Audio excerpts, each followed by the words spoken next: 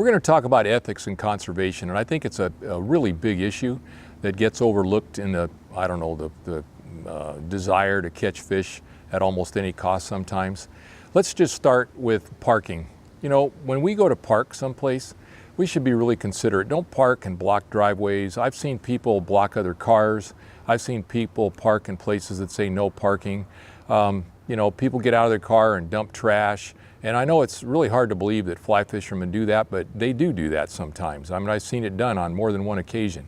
You know, I guide probably 90 days sometimes during the summer in a little private ranch parking lot, and there's 5 or 6 cars, and it's amazing how many times I have to go pick up leaders, old stuff laying on the ground, even small stuff. Anything we drop on the ground we need to pick up. So parking's a big issue. Let's talk about boats, launches, drift boats, float tubes. It doesn't really matter, little catamarans. It makes no difference. The ethics pretty much are the same. We need to make sure that we've got all our stuff organized before we pull our car into a place where other people are going to want to launch. You know, we need to get our rods put together and all that stuff someplace other than on the launch pad. When we back our truck into or park a car near a launch pad, it's got to be ready to go. That should be a 5-minute proposition and you're out of the way. Really crowded launches. I mean, I'm up in Jackson Hole. There's some places where I used to guide, you know, years ago in the late 80s. It wasn't so bad now, but now I go up there once in a while to do something for somebody, and I can't even believe there's 40, 50 boats sometimes lined up at some of those boat ramps at 7:30, 8 o'clock in the morning. And it drives me crazy when somebody's just taking too much time. So get everything organized beforehand, before you get in the water. And then once you get your boat in the water, put it someplace out of the way so the next guy can put his boat in the water and get it out of the way. So all those things are really considerate. The other thing about boats that I think is important is when you're in a boat, give a waiting fisherman the right of way. Ask, you know, make sure you're pulling up your lines, going way out of the way. That guy had to work an awful lot harder than we did to get to that same place. Another thing that bothers me on big rivers oftentimes is people cutting in front of somebody. You've got a favorite stretch of a river. We see this on the South Fork of the Snake a lot, even on the Snake below Jackson, even above Jackson, where people, they're on one side of the river, they see, oh man, there's a boat on the other side and that's my favorite stretch of river, and they haul butt across the river, cut in front of the guy and start fishing that bank. That's just flat rude. You know, I just think that we need to be really careful as fly fishing becomes more common and more popular. We need to be more careful about providing everybody with the kind of respect that we would ask people to provide us. I think the biggest thing with conservation and with ethics is the golden rule. Treat other people like you'd like to be treated. So don't crowd people, even on a river, on a boat. And don't go jumping over on the flats. I've seen people, somebody's catching fish and all of a sudden there's a boat right next to you on the flats. Again, not a cool thing to do. Same thing with a flats boat, scarring up flats because you're running your motor. When it says no motor zone, it means no motor zone. When it says slow, no wake, it means slow, no wake. Be aware of where the depth of the water and the depth of your prop so that you're not tearing up the bottom. It takes a long, long time for those kinds of things to get better. So I hope that when you're using a boat, you're thinking a lot about your ethics and the fact that, again, we don't want to be crowded and we don't want to be rude. Let's talk about wading. One thing I forgot to mention in the boat section that also applies to boats, but wading in particular, is trespassing. You know, if there's somebody that has a no trespassing sign up, then we should not be abusing it. We shouldn't be crunching over people's barbed wire fence, smashing them down, climbing over a fence that's going to damage the fence. I was born in Wyoming and I know what a pain in the rear it is to take care of fences. So trespassing and fences are two big issues. In Wyoming, the rancher owns the bottom of the river. And if they ask you not to put your anchor down because that's the bottom of the river, you should not be anchoring. So I think anything that are legally required of you, you need to follow that rule. Let's talk about wading a little bit more though now.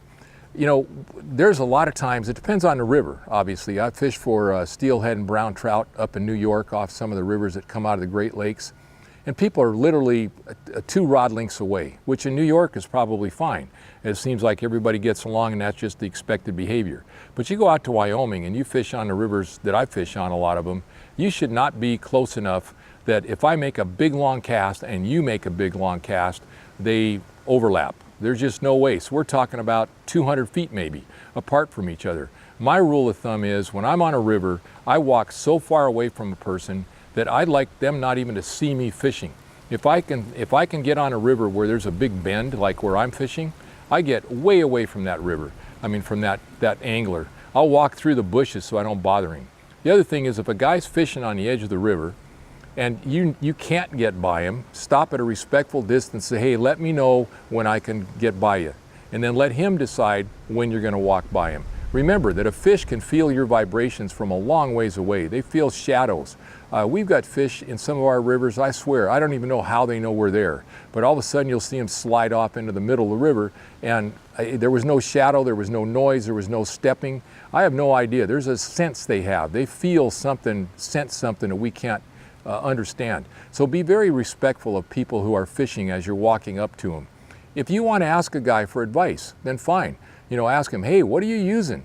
And if he wants to be helpful, that's great. But if he's obviously put off by that request, don't keep pushing him. Walk way around and try to figure out. Maybe just watch him for a while. Sit and watch what he's doing. What kind of a delivery is he making? How's he presenting the fly? You can kind of see if he's using an indicator or a dry fly or a streamer, and you can get some hints from that. So don't be a pain or a pest with somebody on the river. Let's talk about dogs.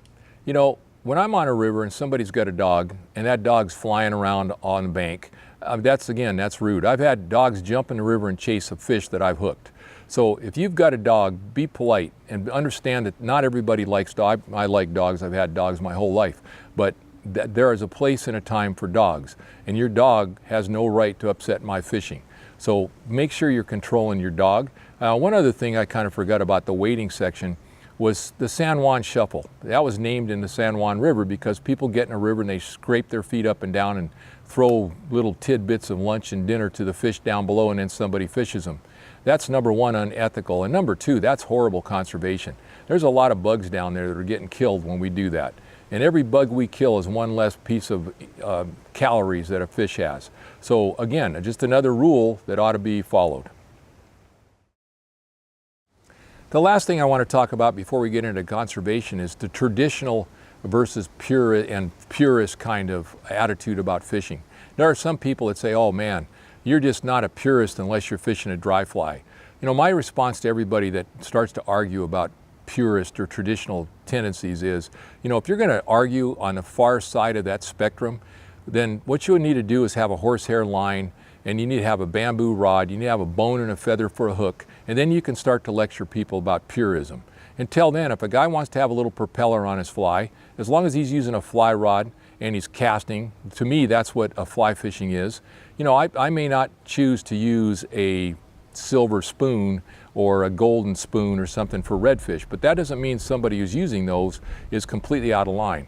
In my view, as long as you're a fly fisherman, which means basically you're casting a fly rod to present a fly to a fish, then as far as I'm concerned, you're staying within the ethics of fly fishing. So I wouldn't worry, get too all bothered about that stuff, because again, it's just a matter of where on the continuum a person is. Everybody is using space age materials. Everybody is not a purist.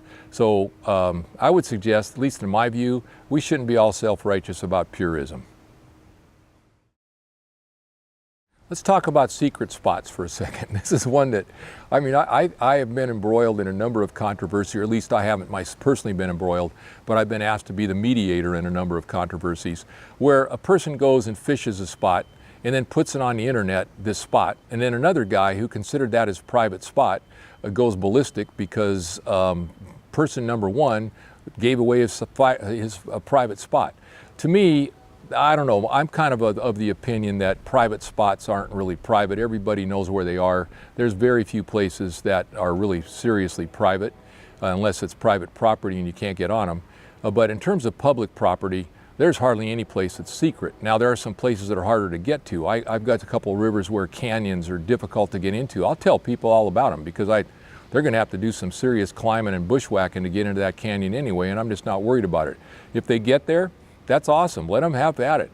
I assume they're going to be pretty responsible, and so that's fine with me. But that you're going to have to decide whether you want to give away your private spot. But if you're fishing with a buddy and he says, whatever you do, don't tell anybody about my spot.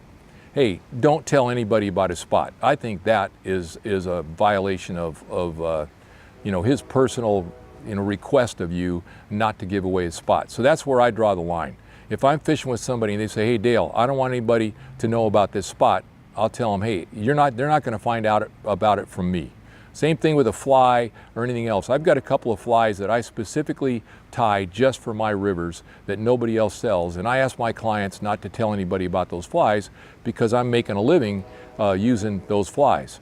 And what I have found is that fish will get used to a particular fly over time and you won't be successful with it. I don't want every single guy in a river using that fly, especially when it's effective. They may be killing fish by taking inappropriate photographs, grabbing fish by the hands. I mean, who knows what they're doing. So those are the kinds of things about secret spots, secret flies. Just use good judgment. Let's talk about the use of what kind of rod and leader and so on a person should be using. I think it makes a difference. I mean, these people that show up and they're going to fish on my river with a 2-weight rod, they may hook a couple of fish, but you're not going to land a 5-pound rainbow that's flying and jumping on a 2-weight rod without killing it.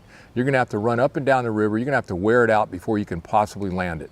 So to me, don't go into a situation with undergunned rod. It just isn't the right thing to do. Our job, if you're practicing catch and release, then playing a fish just for the fun of playing a fish is pretty problematic. To me, just land the fish. Get it landed as fast as you can. Now you get a chance to hook another fish and play it. If it gives you a giant thrill to play a fish, which it does, see how fast you can land it. That should give you a giant thrill. In my view, a lot of people spend way too much time playing fish. They kill a lot of fish, especially as the water gets warmer in the summer. And if we're really going to practice catch and release, and seriously, there's a lot of people who that practice catch and kill.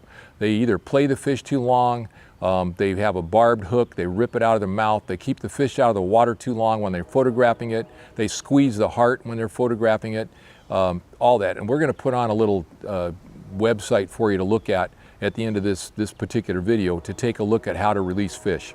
But playing fish, play them fast. You're going to use 7X tippet, that's fine. Play it fast, you may break them off. Or else learn how to play them really effectively. And there are ways to place fish. So we'll talk about that this summer. We're going to put up a video and talk about playing fish. But keep that in mind. Let's talk about photography for a minute. More fish probably get killed because of improper photographic the ways of doing things than any other possible way of killing a fish in a trout stream. People grab a fish by one hand to take a fish. They're all by themselves and they just got to have a picture so they can prove to everybody they caught this fish. So they take that fish, they put it here and they take the camera back and you watch those fish. They're a big fish especially. Very good chance you're doing damage to their internal organs. Another good chance you're probably going to drop that fish, which isn't a good thing unless you're squeezing it. It's just something, I tell you, I don't think anybody cares about my grip and grin pictures, to tell you the truth.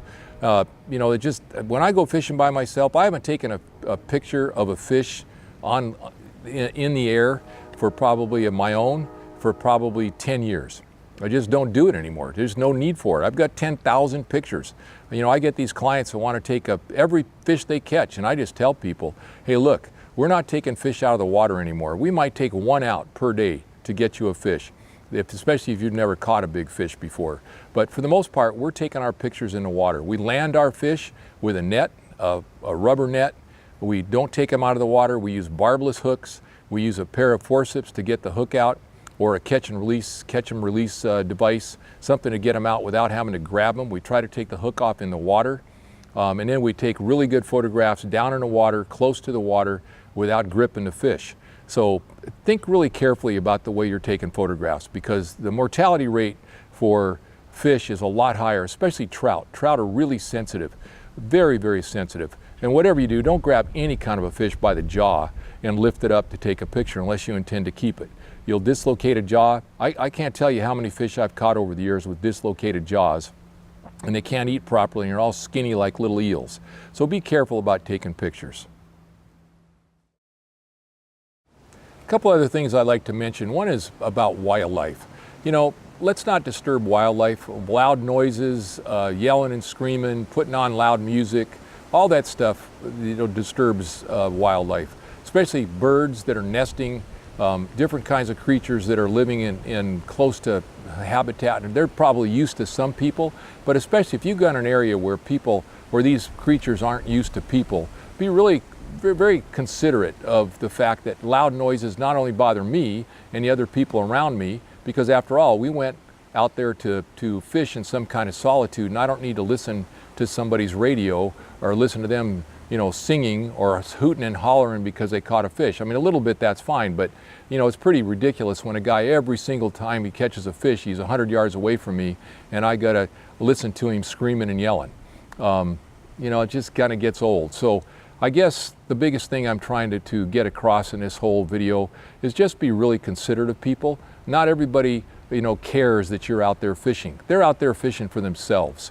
And when I fish, I try to keep in mind that, my personal enjoyment, if it intrudes on somebody else's personal enjoyment, is inappropriate.